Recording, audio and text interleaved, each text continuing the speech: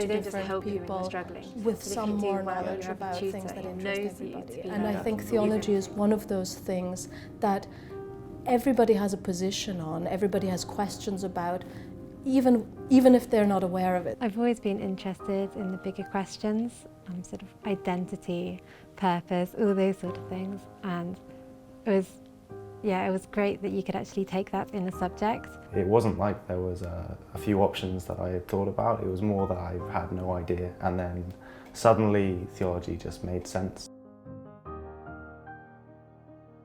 What's unique about theology at Oxford, I think, is that we want students both to have a very broad and clear overview over how people have thought about God and how one might productively think about God throughout the ages, and to specialize as much as they want in what really interests them. I enjoy the way it can be actually expanded into a huge amount of different areas.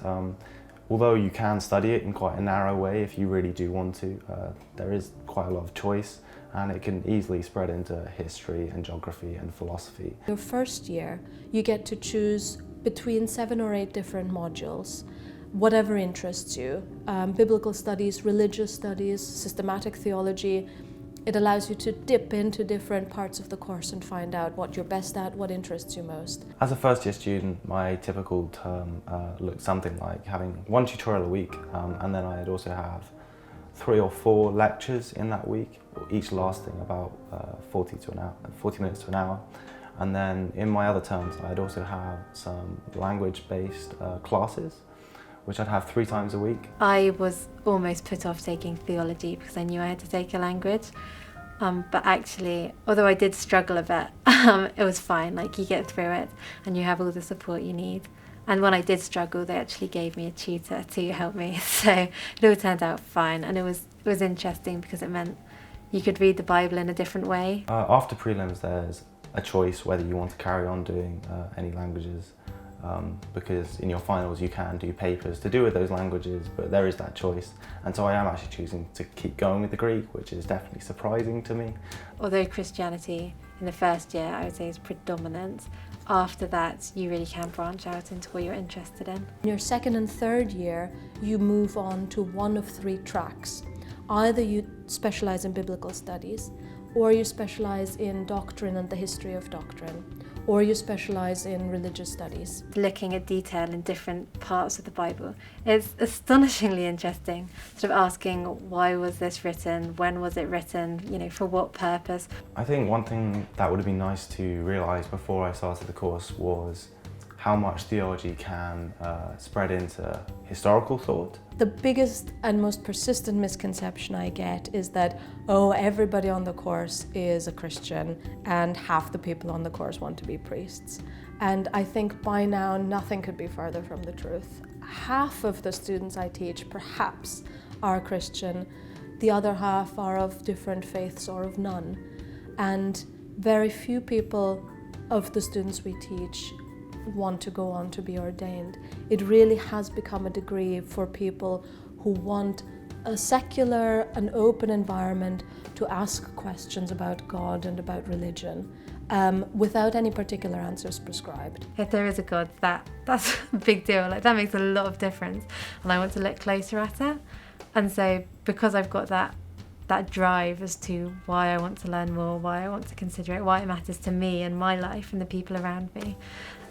But I think a lot of interest, motivation, desire, I think a lot of it comes from that. To have the guts, the courage to hammer away at those questions for 3 years and hopefully for the rest of your life is something that we really want our students to do. Oxford is a wonderful place for resources in theology, as should be expected from a medieval town, of course. We have 100 churches or so of all different denominations that students are always welcome at, both as observers and as participants. I don't think the Bodleian libraries can be undervalued. They are so helpful.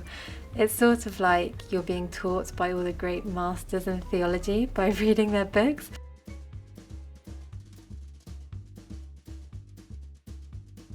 We have choirs, both secular and religious who sing the great works of the Christian tradition.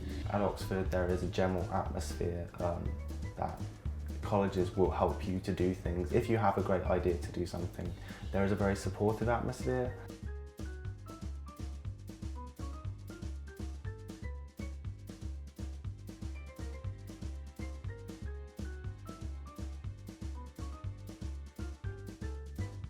We have independent centres in Islamic studies, Buddhist studies, Hindu studies and Jewish studies who put on a wonderful variety both of academic lectures and of religious and cultural events.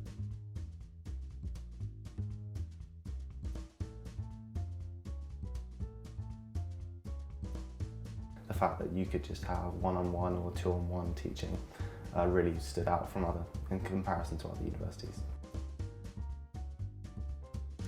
It's just great to have an expert there in front of you, and you're there like putting forward your theory which you've learned over the past week, and they're there to be like, oh, nice try, like, oh, interesting idea, have you considered this, have you considered that?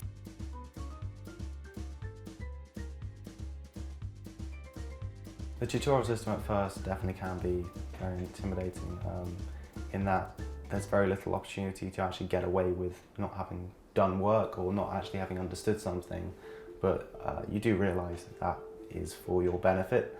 I was so used to going through school and college where you're sort of taken through step by step, lesson after lesson, and then suddenly first tutorial it was like, great, see you in a week with your essay, and I remember that being a giant shock. The week is really focused on that tutorial once a week and the essay leading up to that tutorial every week. There's a whole range of people with different faiths, beliefs, worldviews who take theology, and that's part of what makes it so exciting in tutorial, because you don't want to just hear people saying the same as you.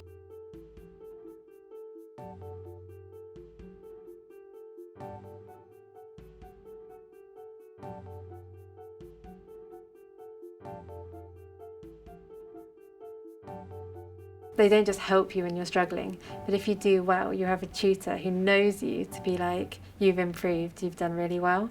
So you get both sides of it, and I wasn't aware of that, and now I am, and it's a really, really positive thing. We pick our own students and we accompany them throughout the course from beginning to end. I think that's a great advantage both for the students and for us. I was quite reluctant to apply because I didn't think I'd get in. By the time they come to us, we already know quite a bit about them, and we already know that we'd really like to work with them, because obviously that's one of the things we look for in an interview, is how does the student deal with what is essentially a tutorial setting, a one-on-one discussion. I had a really good time at my interviews. I saw it as a weekend off my college course, to be honest. We simply want to see them genuinely asking questions and genuinely trying to find the answers. I thought it was going to be really pushed very hard and it was going to be really unpleasant, but it was actually quite nice. They see a potential in you and they really try and get that out. Personal statements have become very formulaic. Students get training in schools how to do interviews, but really all we want to find out is what makes this particular candidate tick. My mum bursts in the room with this letter in her hand from Kibo, and I'm just dreading opening it. I'm just like, oh no, it's only going to be bad. and my sister came in the room at the same time, and she had a letter from her school. So I was like, you open yours, and whilst you open yours, I'll have a sneak look at mine. And then I just saw that I got in, and Mum just took it and ran off to tell my dad.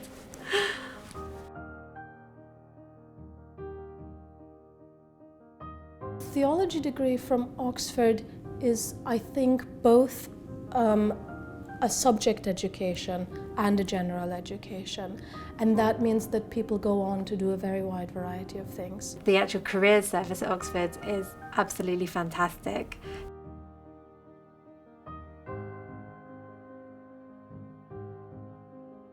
Many people end up in the law, interestingly enough, because it is a subject that helps you make very rigorous distinctions, that helps you to argue complicated cases, and many people go to the city afterwards.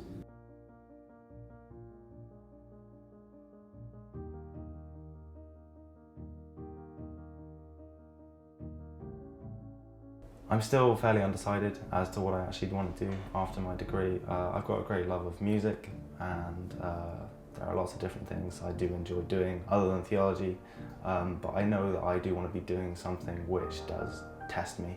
Don't be put off by how competitive it is, or your background, your education, whatever else. Like, if you want the place, then it's yours to take, and I mean that's the best you can do. I and other colleagues come from all sorts of different religious or non-religious backgrounds, and we welcome all kinds of students, and it would be nice if more people knew that.